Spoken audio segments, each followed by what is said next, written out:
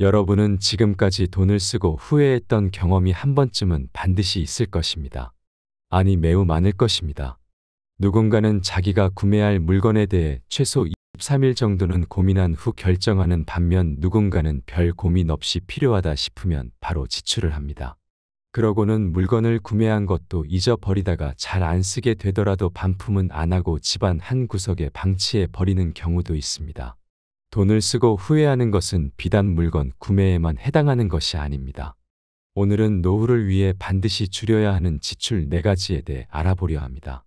이 지출들은 실제로 많은 사람들이 지출하고 나서 후회하는 것들입니다. 첫 번째로 점수 안 오르는 자식에게 들었던 학원 과외비라고 합니다. 그때는 그게 최선인 줄 알았고 자식에게 뭐라도 더 해주고 싶어서 빚내서라도 다니게 해준 학원이지만 공부는 자기가 마음먹지 않으면 잘 되지 않습니다.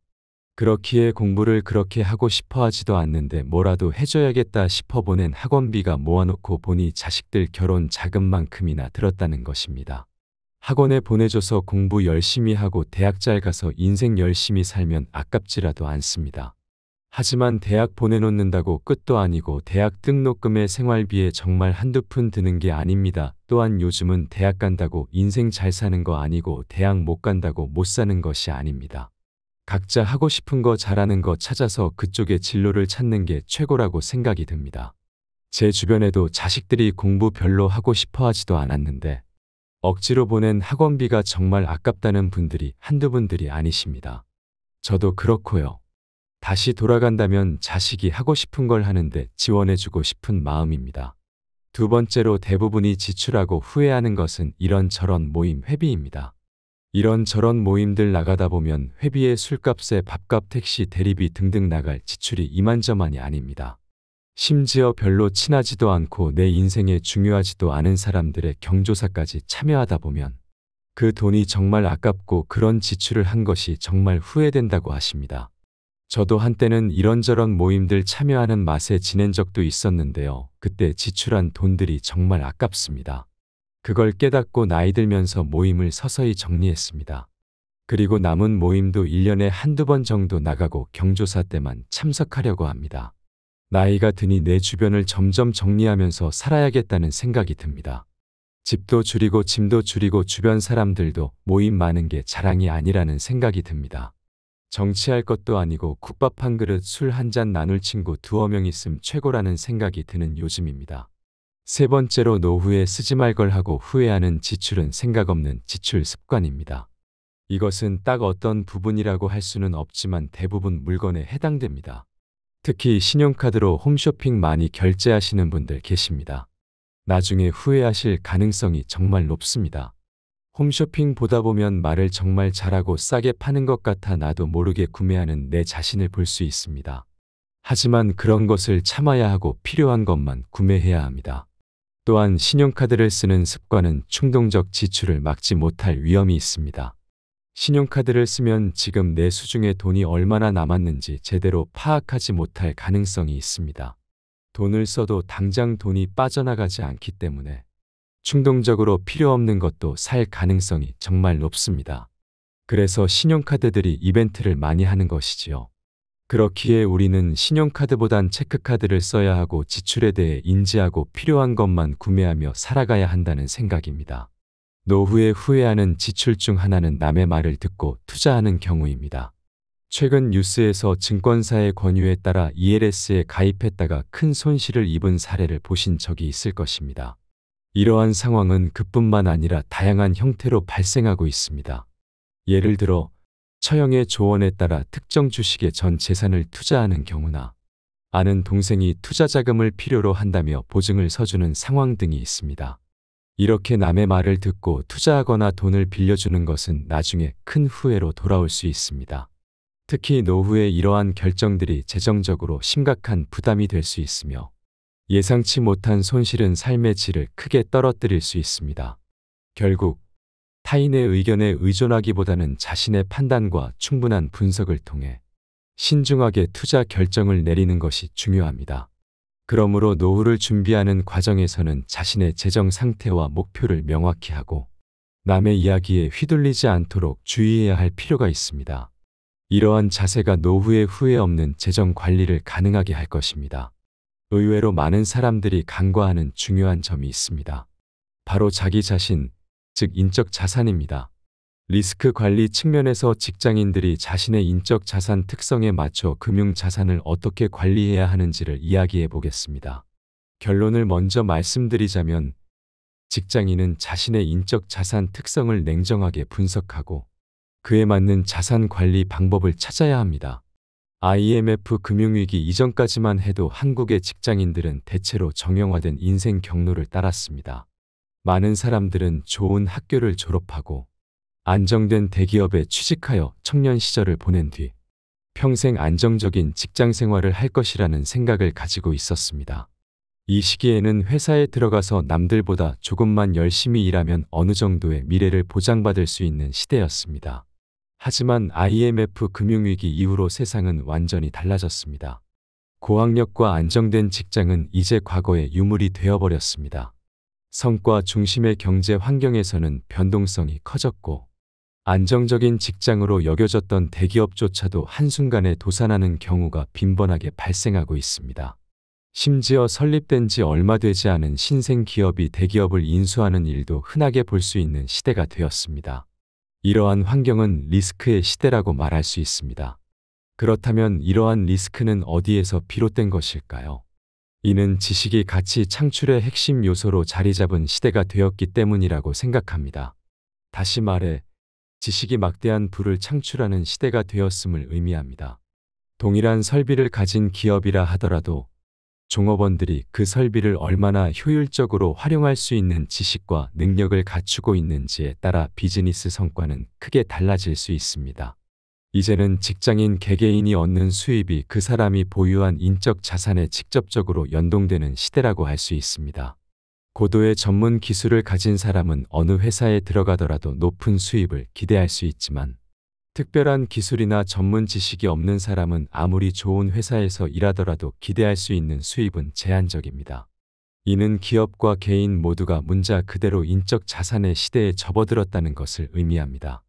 따라서 인적 자산의 시대에는 기존의 자산에 대한 관념을 전면적으로 바꿔야 할 필요성이 있습니다.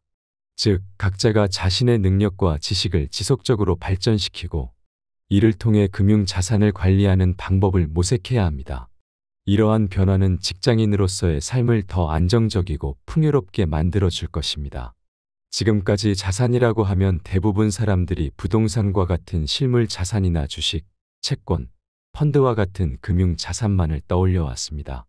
그러나 앞으로는 인적 자산을 더욱 중요한 요소로 고려해야 합니다. 만약 장래에서 이익을 창출하는 것을 자산으로 정의한다면 대부분의 직장인에게 가장 중요한 자산은 바로 자기 자신입니다. 자기 자신이야말로 급여, 보너스, 퇴직금 등과 같은 소득을 창출하는 가장 핵심적이고 안정적인 인적 자산이기 때문입니다. 여러분은 노후에 가장 중요한 것이 무엇이라고 생각하십니까? 저는 개인적으로 돈과 건강이 가장 우선이라고 생각합니다. 특히 노후를 준비하는 과정에서 돈을 잘 지키는 것이 매우 중요합니다. 이를 위해서는 지출 관리와 모은 노후 자금 관리를 철저히 해야 합니다. 그렇지 않으면 노후가 정말 어려운 상황에 처할 수 있습니다. 이미 지나간 과거는 되돌릴 수 없지만 현재 우리가 할 수 있는 것은 바로 지금입니다. 지금부터라도 배우고 스스로 공부하여 소중한 돈을 잘 지키는 방법을 익혀야 합니다. 여러분은 살면서 후회되는 지출이 있으신가요? 만약 그렇다면 어떤 지출이 가장 후회스러웠는지 궁금합니다. 여러분이 가장 후회했던 지출 한 가지를 댓글로 남겨주시면 좋겠습니다. 이러한 경험을 공유함으로써 서로에게 도움이 될 수 있을 것입니다. 노후 대비 전략을 세울 때는 몇 가지 중요한 점을 유념해야 합니다. 첫 번째로, 퇴직 후의 생존 기간이 우리가 생각하는 것보다 훨씬 길 수 있다는 점입니다. 많은 사람들이 노후 설계를 할 때 평균 수명에서 현재의 나이를 뺀 기간을 생존 기간으로 설정하는 경향이 있습니다. 하지만 이는 현실적으로 충분하지 않을 수 있으며 생존 확률 20%를 기반으로 생존 기간을 설정하는 것이 더 바람직합니다. 예를 들어 현재 60세인 남성의 경우 통계청의 간이 생명표를 참고하여 계산해 보면 남성의 평균 수명은 약 91세, 여성은 95세에 이릅니다. 만약 남편이 60세이고 아내가 남편보다 3살 어리다면 남편의 퇴직 후 생존 기간을 약 38년으로 설정하고 이에 맞춰 재정 계획을 세워야 한다는 의미입니다. 두 번째로, 퇴직 후에 매월 생활비를 일정 금액으로 설정하기보다는 비율로 계산하는 방법이 더 현실적입니다. 예를 들어 퇴직 후에 매달 300만 원이 필요하다는 주장이 있지만 이는 개인의 환경과 상황에 따라 다르기 때문에 일반화하기 어렵습니다. 대신 목표 대체율을 적용하는 것이 합리적입니다.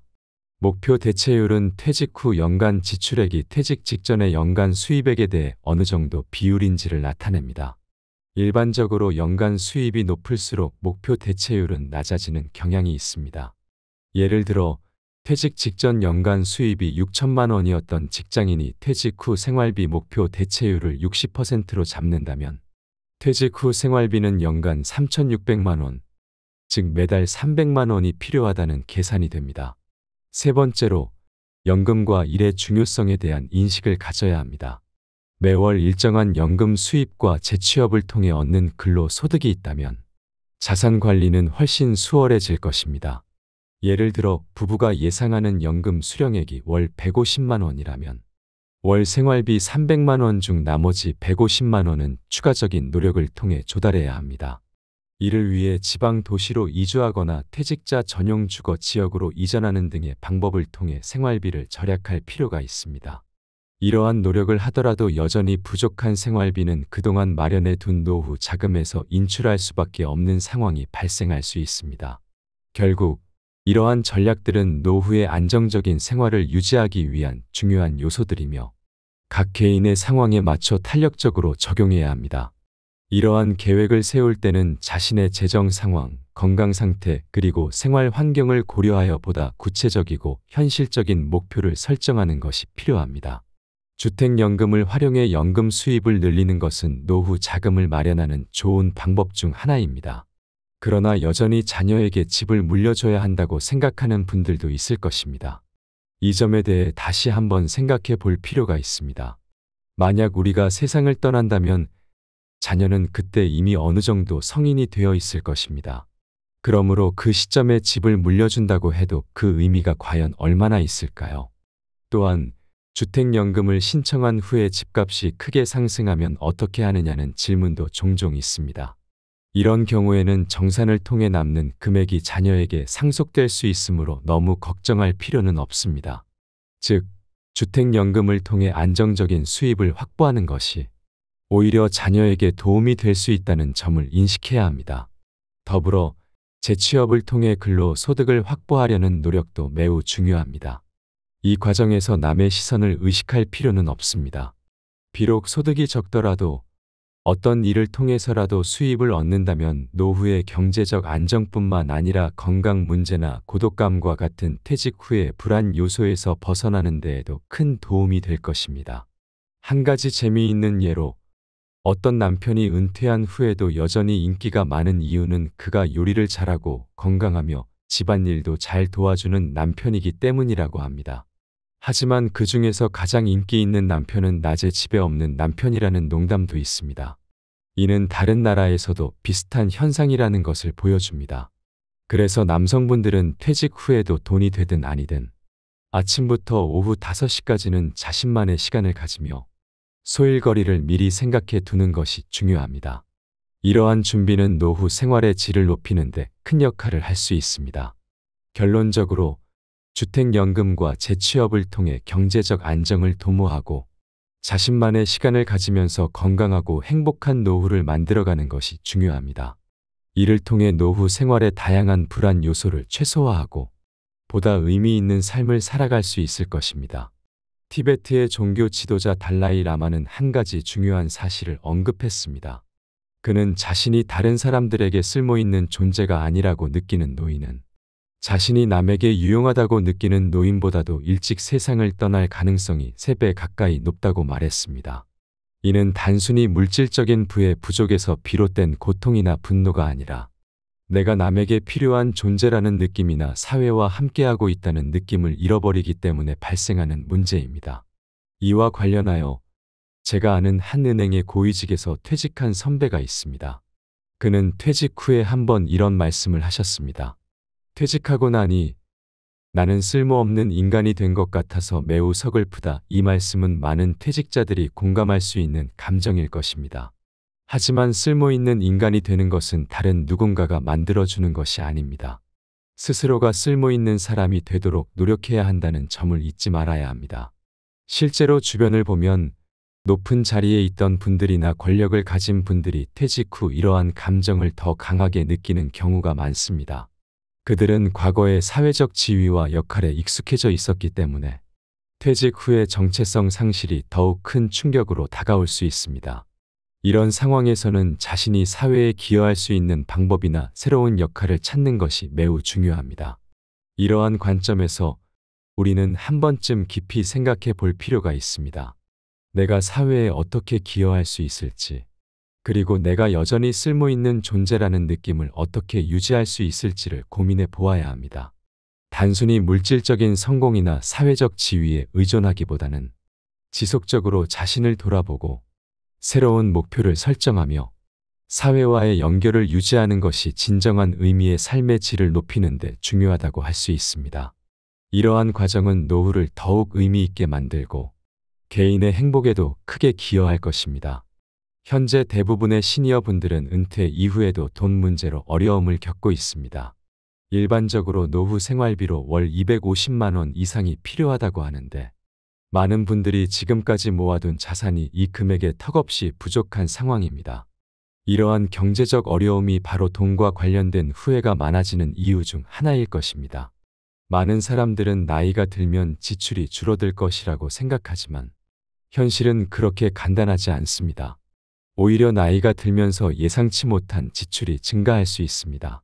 예를 들어 건강 문제로 인한 병원비가 발생하게 되면 큰 금액이 지출되고 이는 노후 자금에 심각한 타격을 줄 수 있습니다. 이러한 상황에서 우리는 노후 생활이 더욱 힘들어지는 것을 경험하게 됩니다. 그렇다면 이러한 문제를 해결하기 위해 우리는 지금부터 무엇을 해야 할까요? 사실 나이가 들기 전에 노후 준비를 철저히 하는 것이 가장 중요하지만 지금부터라도 지출을 줄이는 노력이 필요합니다. 현명하게 소비하고 불필요한 지출을 줄이는 것은 재정적 안정을 찾는 데 큰 도움이 될 것입니다. 또한 자신의 소비 패턴을 점검하고 필요한 부분과 불필요한 부분을 구분하는 것이 중요합니다. 예를 들어 고정비용을 줄이거나 할인이나 세일을 활용하여 필요한 물품을 저렴하게 구매하는 등의 방법이 있습니다. 이러한 작은 변화들이 모여 큰 차이를 만들 수 있습니다. 사회생활을 하다 보면 다양한 사람들을 만나게 되고 그로 인해 경조사에 참석해야 하는 상황이 빈번하게 발생합니다. 예를 들어 최근 한 지인은 5월이 되자 알고 지낸 친구들의 자녀 결혼식이 연이어 이어지면서 4월부터 5월까지 경조사 비용으로만 100만 원이 넘게 나갔다고 이야기했습니다. 그는 경제적으로 힘든 상황임에도 불구하고 6월에도 주말마다 경조사에 참석해야 하며 큰 부담을 느끼고 있었습니다. 경조사 비용은 사회적 관습으로 인해 의무처럼 여겨지기도 합니다. 그래서 때로는 부담스럽고 불필요한 지출로 느껴질 수 있습니다. 여러분은 경조사 비용에 대해 어떻게 생각하시나요? 다행히도 많은 분들이 받은 만큼 돌려줘야 한다고 생각하는 경향이 있는 것 같습니다. 즉, 내가 10만 원을 받았다면 상대방에게도 똑같이 10만 원을 돌려줘야 한다는 것이죠.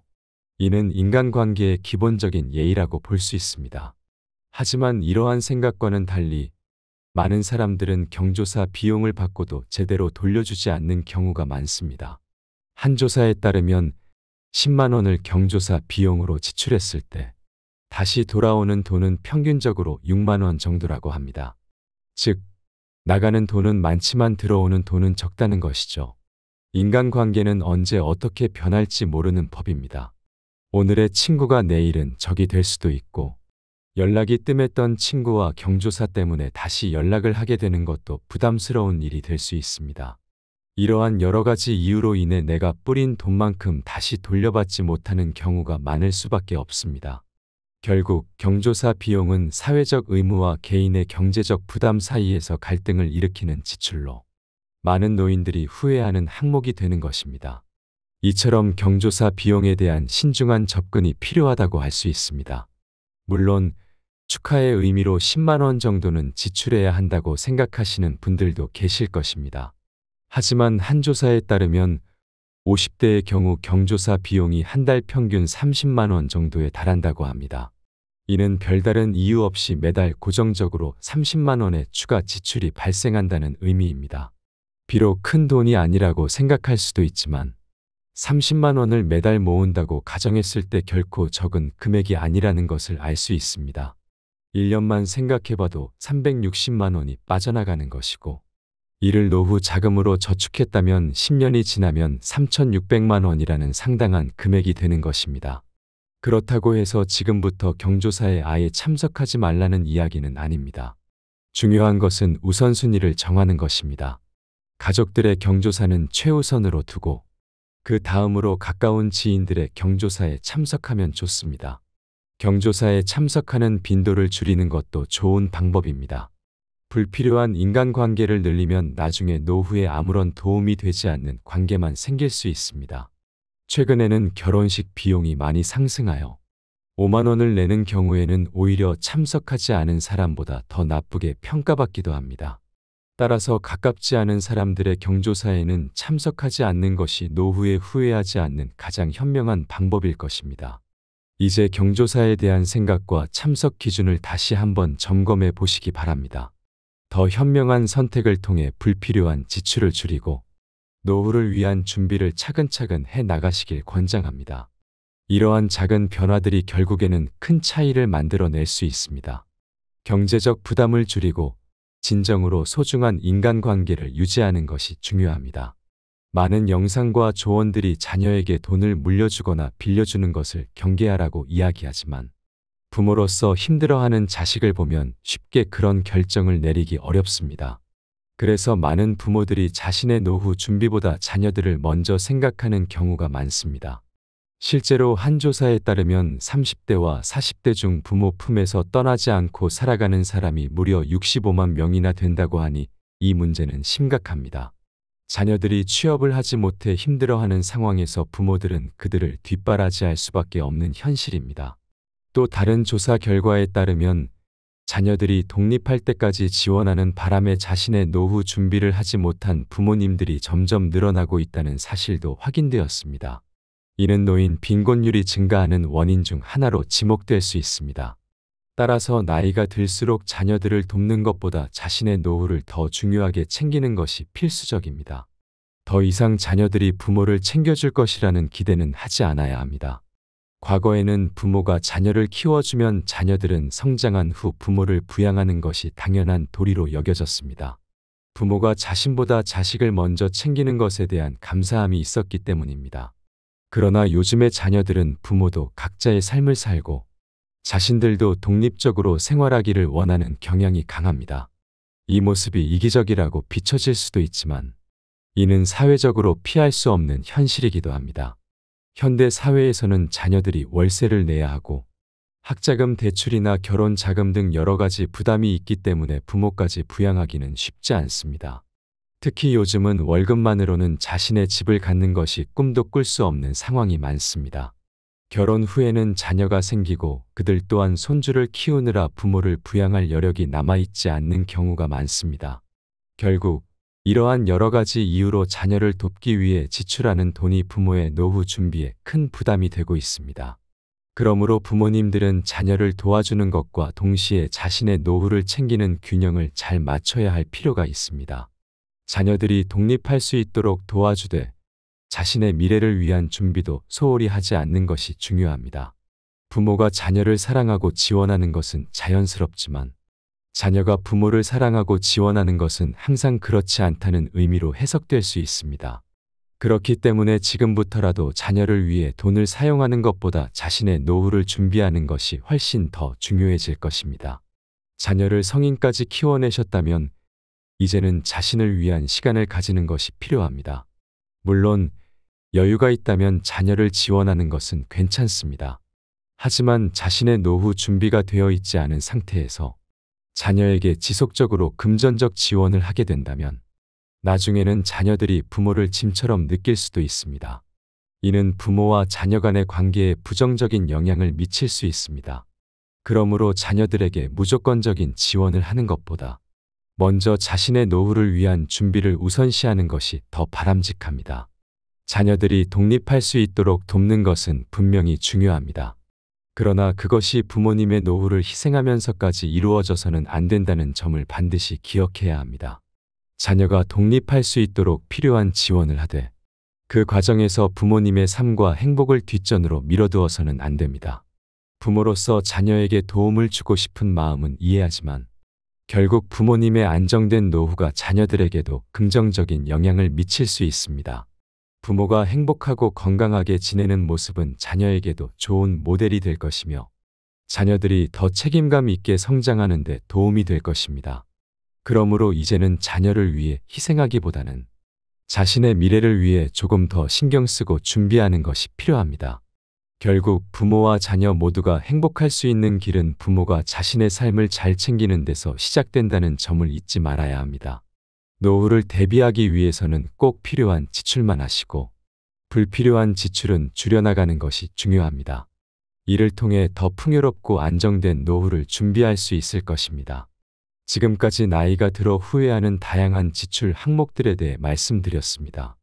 여러분은 노후에 가장 후회되는 지출이 무엇인지 한번 생각해 보신 적이 있나요? 경조사 비용, 성인 자녀 지원, 명품 및 사치품 구입, 자격증 준비 비용, 그리고 보험과 은행 상품 등 여러 가지 항목들이 있습니다. 이러한 지출들은 잘못 관리될 경우 노후 준비에 큰 걸림돌이 될 수 있습니다. 이 점을 다시 한번 기억해 주셨으면 합니다. 인생은 단 한 번뿐입니다. 우리가 지금 내리는 선택들이 우리의 미래를 결정짓는 중요한 요소가 됩니다. 그러므로 과거의 실수를 교훈 삼아 더 현명한 선택을 할 시점이 되었다고 생각합니다. 후회 없는 노후를 위해서는 지금부터라도 신중하게 계획하고 자신의 삶을 더욱 풍요롭게 만들어가는 것이 필요합니다. 노후를 준비하는 것은 결국 나 자신을 위한 투자입니다. 지금의 작은 선택들이 모여서 나중에 더 큰 행복을 만들어낼 수 있다는 사실을 잊지 말아야 합니다. 예를 들어 불필요한 소비를 줄이고 그 돈을 저축하거나 투자하는 데 사용한다면 미래에 더 많은 선택의 여지를 가질 수 있습니다.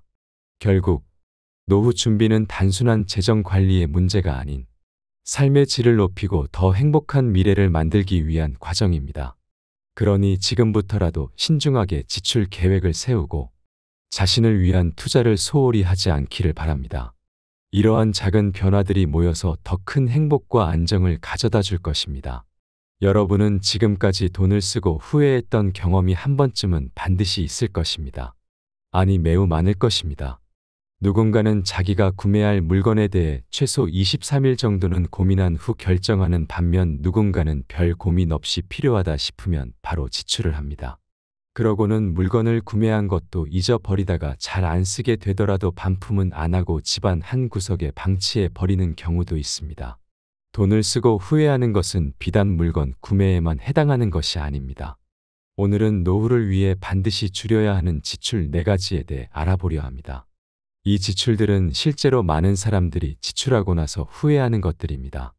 첫 번째로 점수 안 오르는 자식에게 들었던 학원 과외비라고 합니다.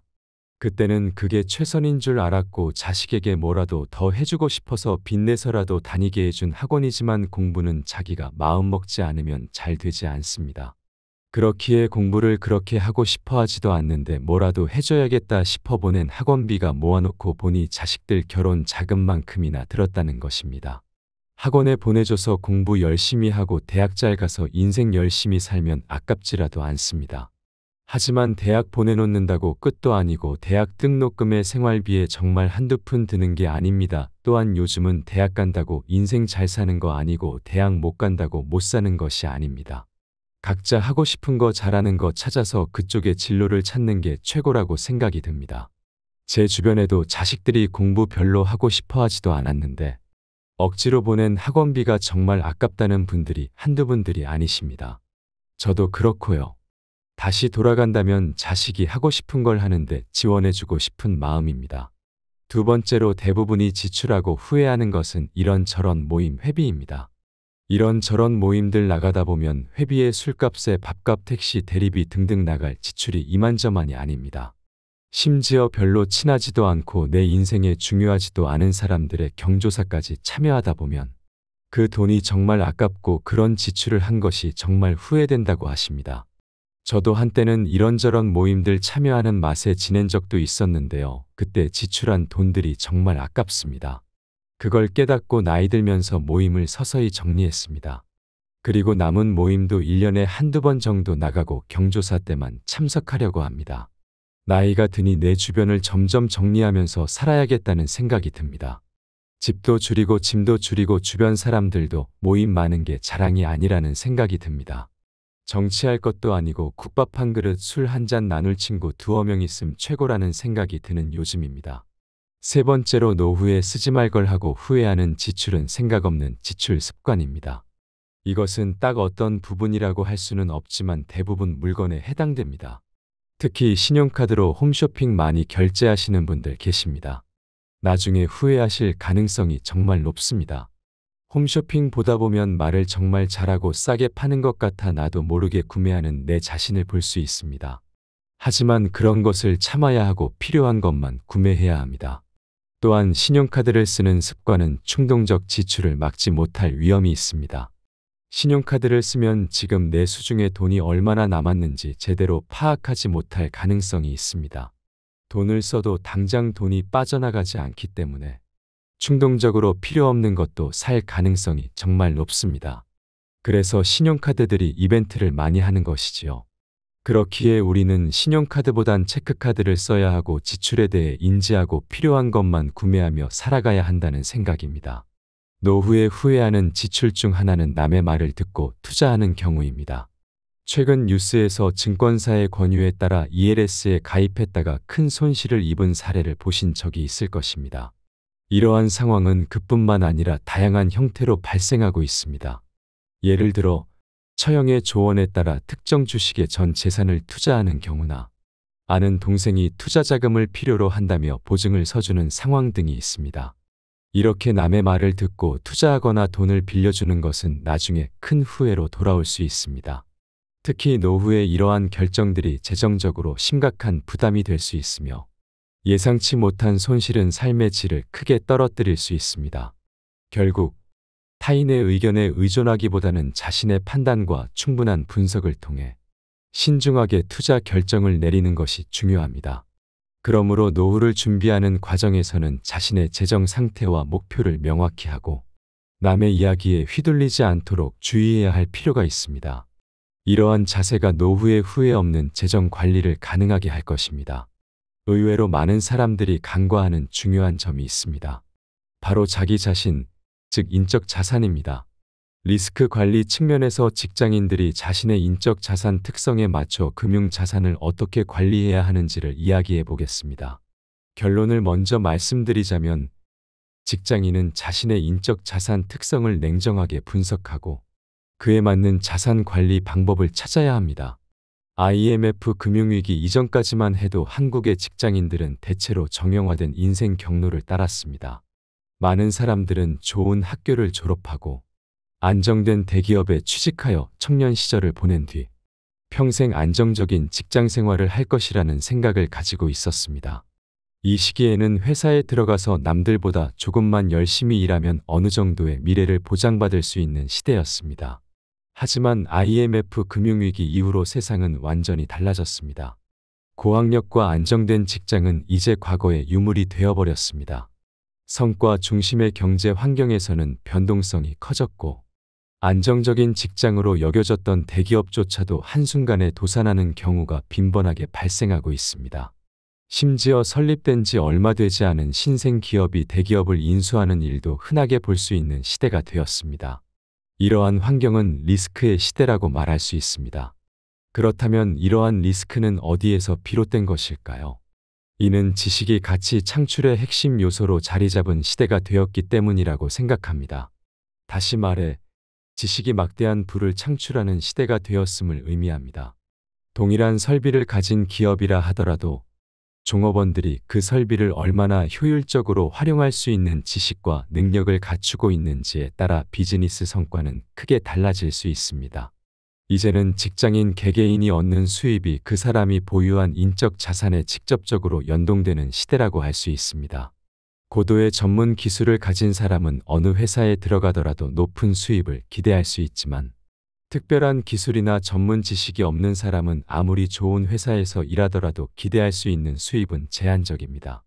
이는 기업과 개인 모두가 문자 그대로 인적 자산의 시대에 접어들었다는 것을 의미합니다. 따라서 인적 자산의 시대에는 기존의 자산에 대한 관념을 전면적으로 바꿔야 할 필요성이 있습니다. 즉, 각자가 자신의 능력과 지식을 지속적으로 발전시키고 이를 통해 금융 자산을 관리하는 방법을 모색해야 합니다. 이러한 변화는 직장인으로서의 삶을 더 안정적이고 풍요롭게 만들어줄 것입니다. 지금까지 자산이라고 하면 대부분 사람들이 부동산과 같은 실물 자산이나 주식, 채권, 펀드와 같은 금융 자산만을 떠올려 왔습니다. 그러나 앞으로는 인적 자산을 더욱 중요한 요소로 고려해야 합니다.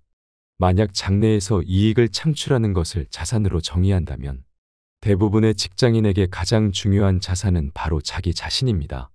자기 자신이야말로 급여, 보너스, 퇴직금 등과 같은 소득을 창출하는 가장 핵심적이고 안정적인 인적 자산이기 때문입니다. 여러분은 노후에 가장 중요한 것이 무엇이라고 생각하십니까? 저는 개인적으로 돈과 건강이 가장 우선이라고 생각합니다. 특히 노후를 준비하는 과정에서 돈을 잘 지키는 것이 매우 중요합니다. 이를 위해서는 지출 관리와 모은 노후 자금 관리를 철저히 해야 합니다. 그렇지 않으면 노후가 정말 어려운 상황에 처할 수 있습니다. 이미 지나간 과거는 되돌릴 수 없지만 현재 우리가 할 수 있는 것은 바로 지금입니다. 지금부터라도 배우고 스스로 공부하여 소중한 돈을 잘 지키는 방법을 익혀야 합니다. 여러분은 살면서 후회되는 지출이 있으신가요? 만약 그렇다면 어떤 지출이 가장 후회스러웠는지 궁금합니다. 여러분이 가장 후회했던 지출 한 가지를 댓글로 남겨주시면 좋겠습니다. 이러한 경험을 공유함으로써 서로에게 도움이 될 수 있을 것입니다. 노후 대비 전략을 세울 때는 몇 가지 중요한 점을 유념해야 합니다. 첫 번째로, 퇴직 후의 생존 기간이 우리가 생각하는 것보다 훨씬 길 수 있다는 점입니다. 많은 사람들이 노후 설계를 할 때 평균 수명에서 현재의 나이를 뺀 기간을 생존 기간으로 설정하는 경향이 있습니다. 하지만 이는 현실적으로 충분하지 않을 수 있으며 생존 확률 20%를 기반으로 생존 기간을 설정하는 것이 더 바람직합니다. 예를 들어 현재 60세인 남성의 경우 통계청의 간이 생명표를 참고하여 계산해 보면 남성의 평균 수명은 약 91세, 여성은 95세에 이릅니다. 만약 남편이 60세이고 아내가 남편보다 3살 어리다면 남편의 퇴직 후 생존 기간을 약 38년으로 설정하고 이에 맞춰 재정 계획을 세워야 한다는 의미입니다. 두 번째로, 퇴직 후에 매월 생활비를 일정 금액으로 설정하기보다는 비율로 계산하는 방법이 더 현실적입니다. 예를 들어 퇴직 후에 매달 300만 원이 필요하다는 주장이 있지만 이는 개인의 환경과 상황에 따라 다르기 때문에 일반화하기 어렵습니다. 대신 목표 대체율을 적용하는 것이 합리적입니다. 목표 대체율은 퇴직 후 연간 지출액이 퇴직 직전의 연간 수입액에 대해 어느 정도 비율인지를 나타냅니다. 일반적으로 연간 수입이 높을수록 목표 대체율은 낮아지는 경향이 있습니다. 예를 들어 퇴직 직전 연간 수입이 6천만 원이었던 직장인이 퇴직 후 생활비 목표 대체율을 60%로 잡는다면 퇴직 후 생활비는 연간 3,600만 원, 즉 매달 300만 원이 필요하다는 계산이 됩니다. 세 번째로, 연금과 일의 중요성에 대한 인식을 가져야 합니다. 매월 일정한 연금 수입과 재취업을 통해 얻는 근로 소득이 있다면 자산 관리는 훨씬 수월해질 것입니다. 예를 들어 부부가 예상하는 연금 수령액이 월 150만 원이라면 월 생활비 300만 원 중 나머지 150만 원은 추가적인 노력을 통해 조달해야 합니다. 이를 위해 지방 도시로 이주하거나 퇴직자 전용 주거 지역으로 이전하는 등의 방법을 통해 생활비를 절약할 필요가 있습니다. 이러한 노력을 하더라도 여전히 부족한 생활비는 그동안 마련해 둔 노후 자금에서 인출할 수밖에 없는 상황이 발생할 수 있습니다. 결국 이러한 전략들은 노후의 안정적인 생활을 유지하기 위한 중요한 요소들이며 각 개인의 상황에 맞춰 탄력적으로 적용해야 합니다. 이러한 계획을 세울 때는 자신의 재정 상황, 건강 상태, 그리고 생활 환경을 고려하여 보다 구체적이고 현실적인 목표를 설정하는 것이 필요합니다. 주택연금을 활용해 연금 수입을 늘리는 것은 노후 자금을 마련하는 좋은 방법 중 하나입니다. 그러나 여전히 자녀에게 집을 물려줘야 한다고 생각하는 분들도 있을 것입니다. 이 점에 대해 다시 한번 생각해 볼 필요가 있습니다. 만약 우리가 세상을 떠난다면 자녀는 그때 이미 어느 정도 성인이 되어 있을 것입니다. 그러므로 그 시점에 집을 물려준다고 해도 그 의미가 과연 얼마나 있을까요? 또한 주택연금을 신청한 후에 집값이 크게 상승하면 어떻게 하느냐는 질문도 종종 있습니다. 이런 경우에는 정산을 통해 남는 금액이 자녀에게 상속될 수 있으므로 너무 걱정할 필요는 없습니다. 즉, 주택연금을 통해 안정적인 수입을 확보하는 것이 오히려 자녀에게 도움이 될 수 있다는 점을 인식해야 합니다. 더불어 재취업을 통해 근로소득을 확보하려는 노력도 매우 중요합니다. 이 과정에서 남의 시선을 의식할 필요는 없습니다. 비록 소득이 적더라도 어떤 일을 통해서라도 수입을 얻는다면 노후의 경제적 안정뿐만 아니라 건강 문제나 고독감과 같은 퇴직 후의 불안 요소에서 벗어나는 데에도 큰 도움이 될 것입니다. 한 가지 재미있는 예로 어떤 남편이 은퇴한 후에도 여전히 인기가 많은 이유는 그가 요리를 잘하고 건강하며 집안일도 잘 도와주는 남편이기 때문이라고 합니다. 하지만 그 중에서 가장 인기 있는 남편은 낮에 집에 없는 남편이라는 농담도 있습니다. 이는 다른 나라에서도 비슷한 현상이라는 것을 보여줍니다. 그래서 남성분들은 퇴직 후에도 돈이 되든 아니든 아침부터 오후 5시까지는 자신만의 시간을 가지며 소일거리를 미리 생각해 두는 것이 중요합니다. 이러한 준비는 노후 생활의 질을 높이는 데 큰 역할을 할 수 있습니다. 결론적으로 주택연금과 재취업을 통해 경제적 안정을 도모하고 자신만의 시간을 가지면서 건강하고 행복한 노후를 만들어가는 것이 중요합니다. 이를 통해 노후 생활의 다양한 불안 요소를 최소화하고 보다 의미 있는 삶을 살아갈 수 있을 것입니다. 티베트의 종교 지도자 달라이 라마는 한 가지 중요한 사실을 언급했습니다. 그는 자신이 다른 사람들에게 쓸모있는 존재가 아니라고 느끼는 노인은 자신이 남에게 유용하다고 느끼는 노인보다도 일찍 세상을 떠날 가능성이 3배 가까이 높다고 말했습니다. 이는 단순히 물질적인 부의 부족에서 비롯된 고통이나 분노가 아니라 내가 남에게 필요한 존재라는 느낌이나 사회와 함께하고 있다는 느낌을 잃어버리기 때문에 발생하는 문제입니다. 이와 관련하여 제가 아는 한 은행의 고위직에서 퇴직한 선배가 있습니다. 그는 퇴직 후에 한번 이런 말씀을 하셨습니다. 퇴직하고 나니 나는 쓸모없는 인간이 된 것 같아서 매우 서글프다. 이 말씀은 많은 퇴직자들이 공감할 수 있는 감정일 것입니다.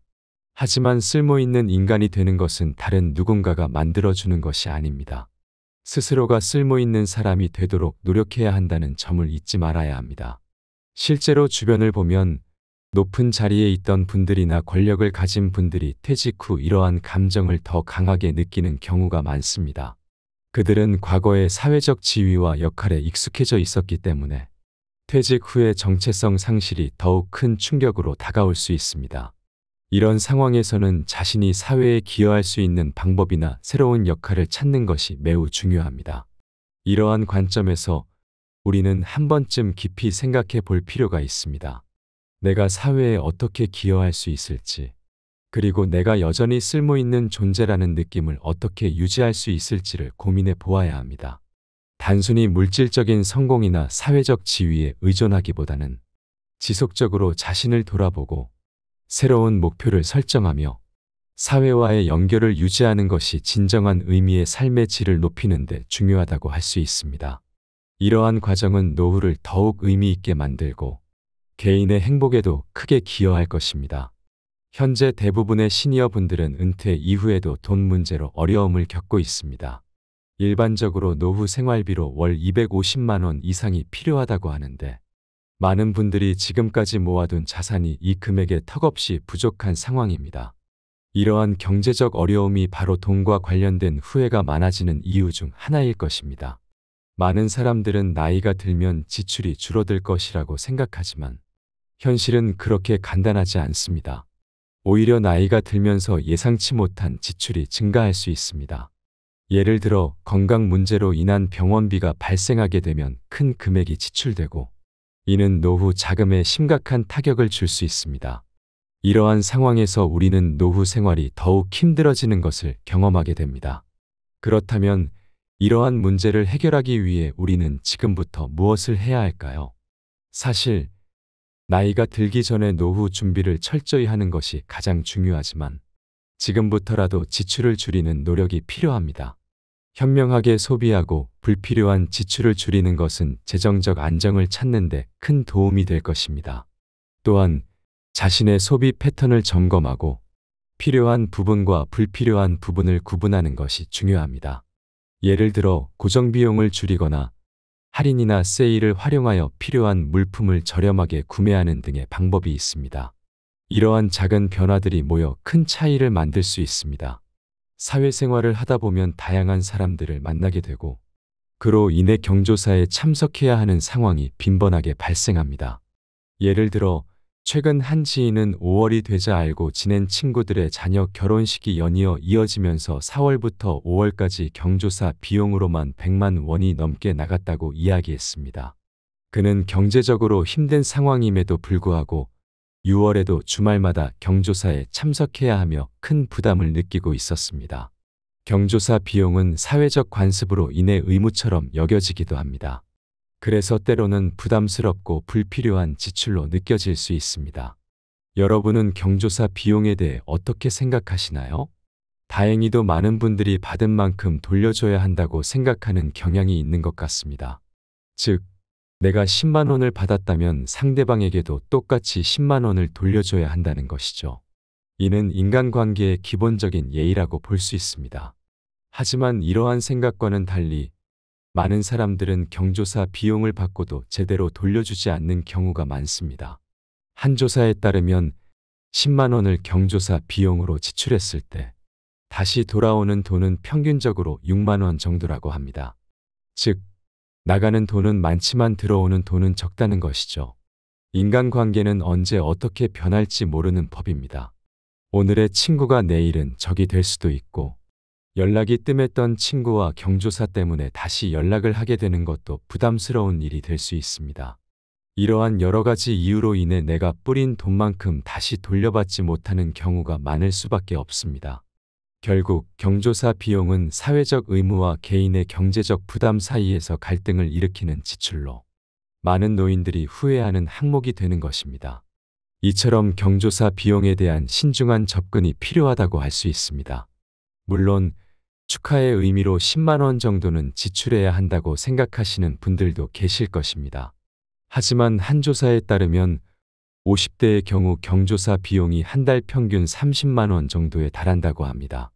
이는 별다른 이유 없이 매달 고정적으로 30만 원의 추가 지출이 발생한다는 의미입니다. 비록 큰 돈이 아니라고 생각할 수도 있지만 30만 원을 매달 모은다고 가정했을 때 결코 적은 금액이 아니라는 것을 알 수 있습니다. 1년만 생각해봐도 360만 원이 빠져나가는 것이고 이를 노후 자금으로 저축했다면 10년이 지나면 3,600만 원이라는 상당한 금액이 되는 것입니다. 그렇다고 해서 지금부터 경조사에 아예 참석하지 말라는 이야기는 아닙니다. 중요한 것은 우선순위를 정하는 것입니다. 가족들의 경조사는 최우선으로 두고 그 다음으로 가까운 지인들의 경조사에 참석하면 좋습니다. 경조사에 참석하는 빈도를 줄이는 것도 좋은 방법입니다. 불필요한 인간관계를 늘리면 나중에 노후에 아무런 도움이 되지 않는 관계만 생길 수 있습니다. 최근에는 결혼식 비용이 많이 상승하여 5만 원을 내는 경우에는 오히려 참석하지 않은 사람보다 더 나쁘게 평가받기도 합니다. 따라서 가깝지 않은 사람들의 경조사에는 참석하지 않는 것이 노후에 후회하지 않는 가장 현명한 방법일 것입니다. 이제 경조사에 대한 생각과 참석 기준을 다시 한번 점검해 보시기 바랍니다. 더 현명한 선택을 통해 불필요한 지출을 줄이고 노후를 위한 준비를 차근차근 해 나가시길 권장합니다. 이러한 작은 변화들이 결국에는 큰 차이를 만들어낼 수 있습니다. 경제적 부담을 줄이고 진정으로 소중한 인간관계를 유지하는 것이 중요합니다. 많은 영상과 조언들이 자녀에게 돈을 물려주거나 빌려주는 것을 경계하라고 이야기하지만 부모로서 힘들어하는 자식을 보면 쉽게 그런 결정을 내리기 어렵습니다. 그래서 많은 부모들이 자신의 노후 준비보다 자녀들을 먼저 생각하는 경우가 많습니다. 실제로 한 조사에 따르면 30대와 40대 중 부모 품에서 떠나지 않고 살아가는 사람이 무려 65만 명이나 된다고 하니 이 문제는 심각합니다. 자녀들이 취업을 하지 못해 힘들어하는 상황에서 부모들은 그들을 뒷바라지할 수밖에 없는 현실입니다. 또 다른 조사 결과에 따르면 자녀들이 독립할 때까지 지원하는 바람에 자신의 노후 준비를 하지 못한 부모님들이 점점 늘어나고 있다는 사실도 확인되었습니다. 이는 노인 빈곤율이 증가하는 원인 중 하나로 지목될 수 있습니다. 따라서 나이가 들수록 자녀들을 돕는 것보다 자신의 노후를 더 중요하게 챙기는 것이 필수적입니다. 더 이상 자녀들이 부모를 챙겨줄 것이라는 기대는 하지 않아야 합니다. 과거에는 부모가 자녀를 키워주면 자녀들은 성장한 후 부모를 부양하는 것이 당연한 도리로 여겨졌습니다. 부모가 자신보다 자식을 먼저 챙기는 것에 대한 감사함이 있었기 때문입니다. 그러나 요즘의 자녀들은 부모도 각자의 삶을 살고 자신들도 독립적으로 생활하기를 원하는 경향이 강합니다. 이 모습이 이기적이라고 비춰질 수도 있지만 이는 사회적으로 피할 수 없는 현실이기도 합니다. 현대 사회에서는 자녀들이 월세를 내야 하고 학자금 대출이나 결혼 자금 등 여러 가지 부담이 있기 때문에 부모까지 부양하기는 쉽지 않습니다. 특히 요즘은 월급만으로는 자신의 집을 갖는 것이 꿈도 꿀 수 없는 상황이 많습니다. 결혼 후에는 자녀가 생기고 그들 또한 손주를 키우느라 부모를 부양할 여력이 남아있지 않는 경우가 많습니다. 결국 이러한 여러 가지 이유로 자녀를 돕기 위해 지출하는 돈이 부모의 노후 준비에 큰 부담이 되고 있습니다. 그러므로 부모님들은 자녀를 도와주는 것과 동시에 자신의 노후를 챙기는 균형을 잘 맞춰야 할 필요가 있습니다. 자녀들이 독립할 수 있도록 도와주되 자신의 미래를 위한 준비도 소홀히 하지 않는 것이 중요합니다. 부모가 자녀를 사랑하고 지원하는 것은 자연스럽지만 자녀가 부모를 사랑하고 지원하는 것은 항상 그렇지 않다는 의미로 해석될 수 있습니다. 그렇기 때문에 지금부터라도 자녀를 위해 돈을 사용하는 것보다 자신의 노후를 준비하는 것이 훨씬 더 중요해질 것입니다. 자녀를 성인까지 키워내셨다면 이제는 자신을 위한 시간을 가지는 것이 필요합니다. 물론 여유가 있다면 자녀를 지원하는 것은 괜찮습니다. 하지만 자신의 노후 준비가 되어 있지 않은 상태에서 자녀에게 지속적으로 금전적 지원을 하게 된다면 나중에는 자녀들이 부모를 짐처럼 느낄 수도 있습니다. 이는 부모와 자녀 간의 관계에 부정적인 영향을 미칠 수 있습니다. 그러므로 자녀들에게 무조건적인 지원을 하는 것보다 먼저 자신의 노후를 위한 준비를 우선시하는 것이 더 바람직합니다. 자녀들이 독립할 수 있도록 돕는 것은 분명히 중요합니다.